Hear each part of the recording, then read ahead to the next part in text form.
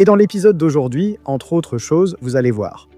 En Chine, une entreprise a reçu l'approbation officielle pour commercialiser un implant cérébral qui peut être prescrit par des médecins là-bas. Nous découvrirons aussi Titan, une machine humanoïde autonome dans le monde réel. Et le PDG de Unitree prévoit que les humanoïdes dépasseront Usain Bolt en vitesse dans les prochains mois. Et le premier avion de 6 tonnes capable de décoller verticalement et d'atteindre une vitesse maximale de 550 km/h a effectué son vol inaugural avec succès. De façon incroyable, les scientifiques ont créé une moelle épinière humaine miniature, ravivant l'espoir de guérir la paralysie. On va comprendre tout ça.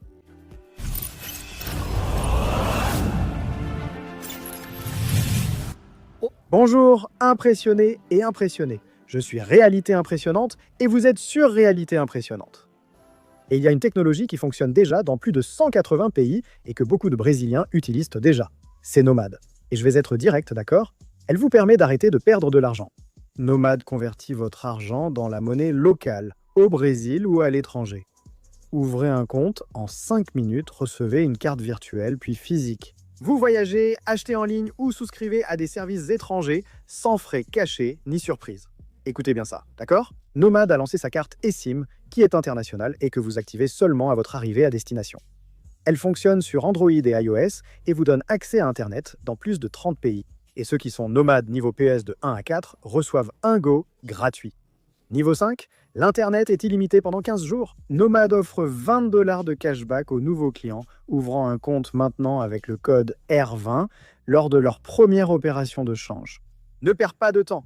Ouvre ton compte avec le lien en description ou le commentaire épinglé.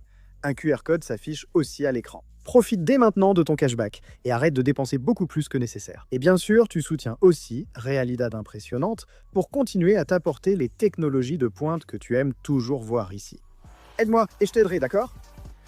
Il existe un moment dans l'histoire où la technologie cesse d'être une théorie et commence réellement à changer la vie des gens.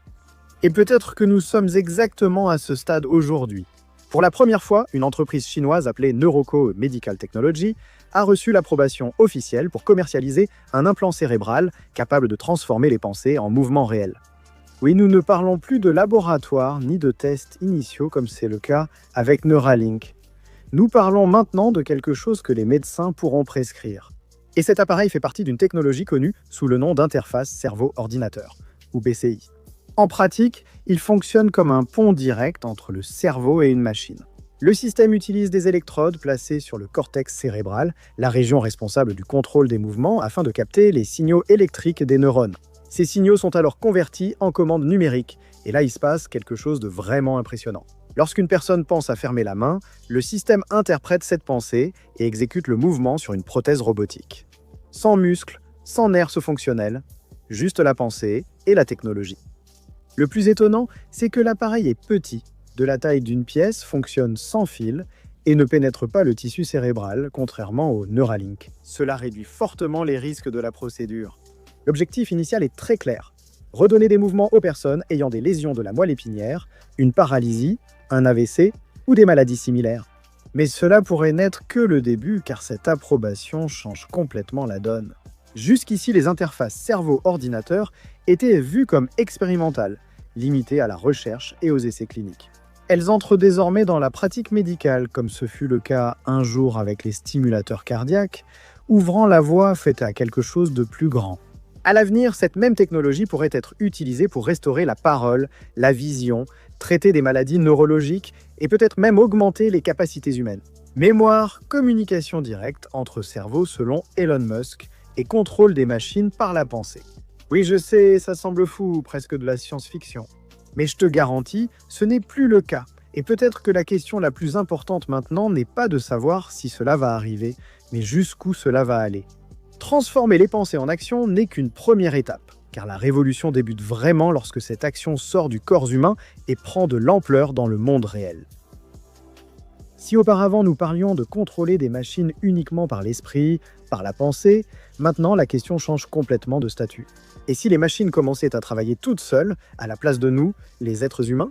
Une start-up appelée RoboForce vient de lever plus de 50 millions de dollars pour accélérer précisément ce processus. Créer des robots capables d'assumer les tâches humaines que, selon eux, nous n'aurions jamais dû avoir à faire nous-mêmes. Et le centre de cette stratégie est un robot appelé Titan, un système à 2 bras conçu pour opérer dans des environnements extrêmes où la chaleur, la saleté, la pluie et les risques font partie du travail. Contrairement à la plupart des robots conçus pour des environnements contrôlés comme les usines, Titan a été pensé pour le monde réel. Exploitation minière, transport, énergie solaire, logistique et même opérations spatiales. Pourquoi pas? Tout cela avec un ensemble d'actions apparemment simples, mais extrêmement puissantes. Saisir, placer, appuyer, tourner et connecter. 5 mouvements de base qui, ensemble, permettent d'exécuter pratiquement n'importe quelle tâche. Mais ce qui distingue vraiment ce robot, ce n'est pas seulement la force, c'est la combinaison de la force et de la précision. Il manipule des charges jusqu'à 40 kg tout en gardant le contrôle de ses mouvements. Ce n'est pas quelque chose de trivial, car plus un système porte de poids, plus il lui est difficile de maintenir la précision. Nous discutons souvent ici de systèmes intelligents et de meilleurs outils. J'ai donc aussi cherché une manière plus intelligente d'investir. Car honnêtement, beaucoup investissent encore en tentant de deviner la direction du marché. En fait, des études montrent que 66% des investisseurs regrettent au moins une décision d'investissement. Et il est facile de comprendre pourquoi, sur le marché boursier, on vous pousse constamment à acheter, vendre, attendre ou réagir. C'est pourquoi je voulais quelque chose de différent, quelque chose qui ne m'obligeait pas à surveiller le marché toute la journée, et c'est à ce moment-là que j'ai découvert Mintos avec Mintos. Plutôt que de prédire la performance d'une action, je peux investir dans des prêts et percevoir des intérêts avec un rendement fixé à l'avance et des paiements parfois quotidiens. Ce que j'aime aussi, c'est à quel point c'est flexible. Je peux filtrer par rendement, risque, horizon temporel, pays et devise. Et si je veux que ce soit encore plus automatisé, Mintos propose également des portefeuilles automatisés. Et en ce qui concerne les rendements, la moyenne sur les prêts est d'environ 11%. Et ça, mes amis, c'est un très bon rendement, surtout pour des revenus passifs. Mintos est en activité depuis 2014, compte plus de 600 000 utilisateurs et est réglementé dans l'UE sous MiFID. Et en ce moment, vous pouvez obtenir un bonus allant jusqu'à 500 € lorsque vous investissez un 500 € ou plus. Il vous suffit d'utiliser le lien ci-dessous ou de scanner le code QR affiché à l'écran. Des rendements stables, pas de surprise et en plus, un bonus. Ne ratez pas cette opportunité et bonne chance. Environnement extrême et imprévisible, c'est l'un des plus grands défis de la robotique moderne. Pour résoudre ce problème, RoboForce a décidé de ne pas dépendre de composants prêts à l'emploi. Ils ont créé leur propre capteur, leur propre matériel et surtout, leur propre système d'intelligence artificielle entraîné avec des données du monde réel. Parce que selon l'entreprise, le véritable test n'est pas lorsque tout fonctionne parfaitement. C'est quand il pleut, quand il fait sombre, quand le terrain change et quand quelque chose d'inattendu se produit. Et c'est là qu'intervient un concept de plus en plus important dans la robotique actuelle, l'apprentissage basé sur des données réelles combinées à des simulations. Le robot apprend dans le monde virtuel, mais il se renforce dans le monde réel. Aujourd'hui, le Titan est déjà testé dans plus de 12 pays. Et l'idée est de développer cela à l'échelle mondiale. Créer une main-d'œuvre robotique capable d'opérer 24 heures sur 24 dans n'importe quelle condition. Et quand ces machines commencent à fonctionner dans le monde réel, on ne peut pas s'empêcher de se demander, n'est-ce pas? Sont-elles vraiment là pour nous aider ou pour nous surpasser? Parce qu'une chose, c'est d'exécuter des tâches dangereuses. C'en est une autre, complètement différente, de dépasser nos limites physiques, les limites que nous avons encore. Eh bien, on va voir ça maintenant. Lors d'un événement en Chine, le PDG de Unitary Robotics a fait une déclaration très audacieuse. Dans quelques mois, les robots humanoïdes pourront courir 100 mètres en moins de 10 secondes, c'est-à-dire plus vite qu'Usain Bolt, qui a fait 9,57 secondes, si je ne me trompe pas. Si cela arrive, nous ne parlons plus seulement de robots efficaces, nous parlons de machines physiquement supérieures. Ces derniers mois, si tu me suis ici sur Réalité Impressionnante, tu as vu que les progrès sont vraiment rapides. Un robot conçu à Shanghai a atteint près de 10 mètres par seconde, marquant une étape clé pour la vitesse, la stabilité et le contrôle du mouvement. Parce que courir vite n'est pas le plus grand défi. Le vrai problème, c'est qu'il ne tombe pas. Aujourd'hui, certaines plateformes maintiennent déjà des performances stables sur de longues courses. Unitary affirme que ces robots dépassent déjà la plupart des employés en endurance physique. Mais la vitesse n'est qu'une partie de cette histoire. Le véritable plan, c'est le passage à l'échelle. L'entreprise a déjà envoyé à ses partenaires plus de 5000 robots en une seule année. Ils veulent maintenant en faire un écosystème comme une boutique d'applications pour robots. Des développeurs du monde entier peuvent créer et installer des compétences sur ces machines. Cela changerait tout. Au lieu de programmer chaque robot séparément, vous pouvez mettre à jour des milliers d'entre eux en même temps. comme avec les smartphones aujourd'hui. C'est là qu'intervient la prochaine phase, appelée le moment ChatGPT de la robotique. L'objectif est d'utiliser des modèles vidéo pour enseigner aux robots à comprendre le monde comme les humains, en observant, interprétant et généralisant. Et lorsque cela se produira réellement, l'impact pourrait être encore plus grand que la vitesse. Parce qu'il ne sera pas seulement un robot rapide, ce sera un robot qui comprend, apprend et s'adapte. Et peut-être que le détail le plus impressionnant se trouve à la fin de cette vision-là. Des robots qui commencent à construire d'autres robots. Unitree elle-même teste déjà cela dans ses usines. Des machines assemblant des parties d'elles-mêmes, bouclant un cycle qui, il n'y a pas si longtemps, semblait impossible. Mais la force et la vitesse à elles seules ne résolvent pas tout, nous le savons, parce que le monde réel n'est pas prévisible. C'est ici que le défi commence. Concentre-toi sur ce sujet pour bien comprendre. L'Institut Ride Research a diffusé une vidéo montrant son robot Moto en entraînement pour des sauts, roulades et manœuvres dignes d'athlètes de parcours, exécutant ses actions avec précision. Le projet s'appelle UMV et son concept est inédit par rapport à tout ce que nous avons vu jusqu'ici. Au lieu de choisir entre des robots à jambes ou des robots à roues, les chercheurs ont décidé de combiner les deux, l'efficacité d'une moto ou la capacité de saut d'un robot bipède. Le résultat est une machine hybride, apte à aller vite sur terrain plat, sauter des obstacles, grimper sur des structures et s'adapter à des environnements extrêmes. Le plus impressionnant, ce n'est pas le matériel, mais sa manière d'apprendre. Ce robot n'a pas été programmé pour chaque mouvement, mais entraîné via l'apprentissage par renforcement, un type d'intelligence artificielle où la machine apprend par essai et erreur sur des millions de simulations. Chaque action est récompensée ou pénalisée. Et avec le temps, le robot découvre tout seul comment se déplacer de la manière la plus efficace possible. Le résultat de cela est presque surréaliste. L'UMV parvient à sauter par-dessus des obstacles de plus d'1 mètre, à faire des saltos dans les airs, à garder l'équilibre sur une seule roue et à adapter ses mouvements en temps réel. C'est essentiellement comme s'il réfléchissait en se déplaçant. Et il y a un détail qui rend tout cela encore plus important. Ce type de mobilité n'est pas seulement destiné à la démonstration. Elle constitue la base des robots capables d'opérer dans des environnements où les êtres humains rencontrent tout simplement trop de difficultés. Terrains irréguliers, catastrophes naturelles, zones à risque, exploration extrême. En rassemblant tout ce que nous avons vu, des robots pensants, travailleurs, franchissant les limites physiques, il est évident que la révolution ne concerne pas des domaines isolés, mais converge. Intelligence, corps, mouvement, adaptation. Tout en même temps. Et peut-être que le point le plus impressionnant, c'est celui-ci. Nous n'apprenons plus seulement aux machines à exécuter des tâches, nous apprenons aux machines à se déplacer dans notre monde.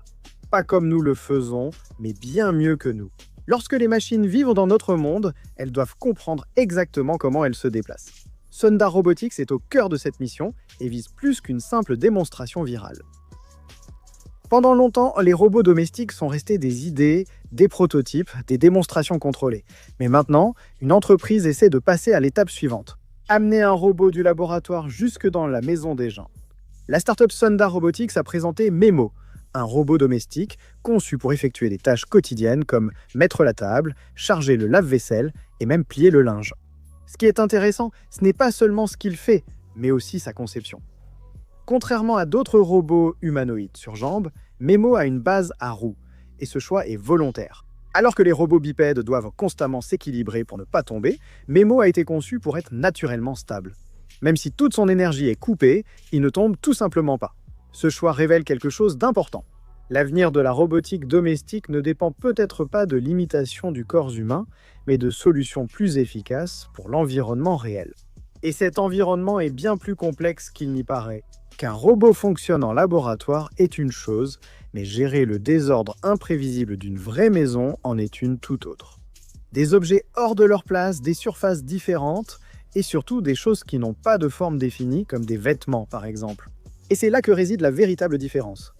Memo a été entraîné à partir de données humaines réelles, des millions d'interactions collectées dans des centaines de maisons différentes. C'est comme si le robot apprenait directement du comportement des gens. Et ce processus n'est pas quelque chose de simple. Ça peut en avoir l'air, mais ce n'est pas le cas. L'entreprise a dû distribuer des milliers d'appareils pour capturer ces données, en gérant des pannes inattendues, des erreurs de collecte et même des problèmes physiques pendant le transport. Cela s'inscrit dans un nouveau modèle de développement, où le robot apprend aussi dans le monde réel, pas seulement en simulation. Et maintenant, l'entreprise se prépare pour le test ultime, amener Memo dans plus de 3000 foyers. Si cela fonctionne là-bas, alors nous serons enfin face à quelque chose de nouveau. Quand ce contrôle des machines progresse, la prochaine étape pourrait être de quitter le sol. Pendant que les robots apprennent à marcher, courir et remplacer les humains dans des tâches complexes, une autre révolution se déroule dans le ciel.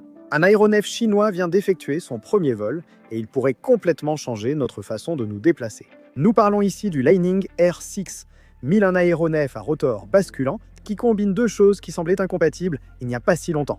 Le décollage vertical d'un hélicoptère avec la vitesse de croisière d'un avion. Et ce n'est pas seulement un concept, d'accord? Déjà en vol et pesant environ 6 tonnes, le R6000 a été conçu pour opérer là où il n'y a pas de piste traditionnelle.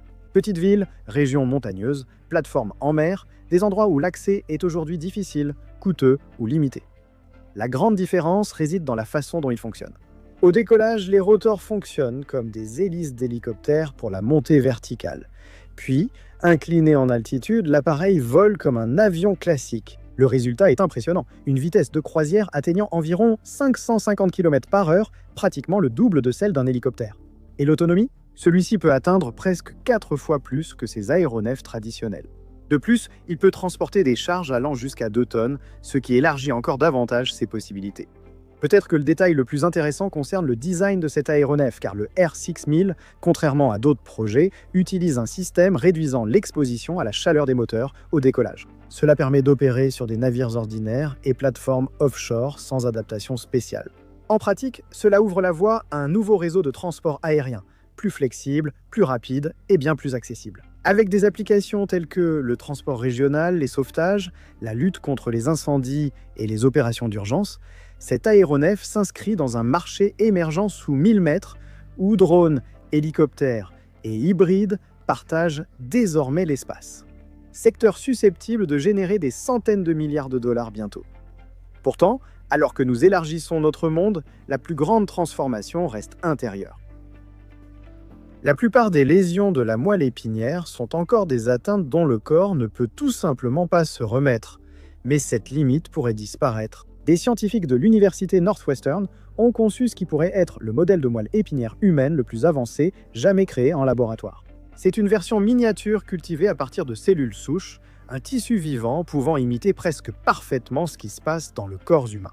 Et le plus impressionnant, c'est qu'ils n'ont pas seulement créé cette structure, ils l'ont intentionnellement endommagée, reproduisant ainsi des lésions réelles, comme des coupures ou des compressions, afin d'observer exactement comment le tissu réagit. Le résultat a été terriblement réaliste. Mort cellulaire, inflammation et formation de cicatrices qui empêchent la régénération des nerfs. C'est ce qui arrive lors d'une blessure grave dans la vie réelle. C'est alors que la partie la plus surprenante est survenue. Les chercheurs ont utilisé une thérapie expérimentale appelée molécule dansante. Un type de traitement qui, une fois injecté, forme un gel microscopique composé de nanofibres qui imitent la structure naturelle de la moelle épinière. Ces structures offrent un environnement idéal permettant aux neurones de se régénérer localement. Le résultat était jusqu'à récemment jugé impossible. La cicatrice a pratiquement disparu et les neurones ont commencé à se régénérer, formant à nouveau des connexions, comme si le tissu se reconstruisait tout seul.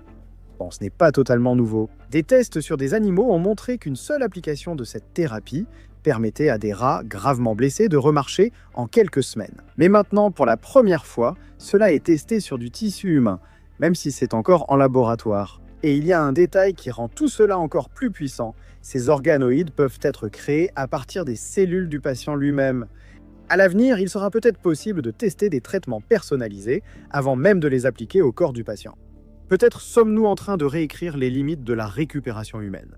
Et quand on réunit tout cela, des technologies capables de lire les signaux du cerveau et de transformer les pensées en action, la question ne concerne plus les machines, mais nous-mêmes, l'être humain. Jusqu'où la technologie peut-elle reconstruire notre corps? Donne-moi ta réponse ici dans les commentaires, d'accord? Si tu as aimé cet épisode, tu sais déjà quoi faire, non? Laisse ton like et abonne-toi, vérifie bien ton abonnement. Merci de m'avoir accompagné jusqu'ici. Clique sur l'une des 2 suggestions qui s'affichent à l'écran et on se retrouve dans la prochaine vidéo. C'est rapide, il suffit de cliquer et je te retrouve là-bas. Je t'attends. Ça marche? Salut et à tout à l'heure.